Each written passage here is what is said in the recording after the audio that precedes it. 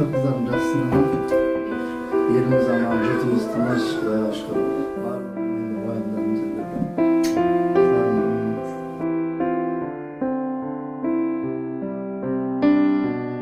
Аллаға шүкір, осы күнге де еліміз аман, жұртымыз тыныш болсын.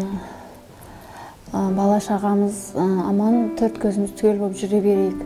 Әкеміздің келгеніне қуаныштымыз. 5 күннен бері уайымдап, Аллаға шүкір, бәрі жақсы, аман есен үйімізге оралды.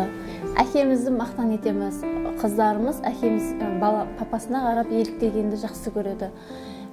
Полиция болғым келеді деп үлкен қызым постоянно айтып жүреді. Аллаға шүкір.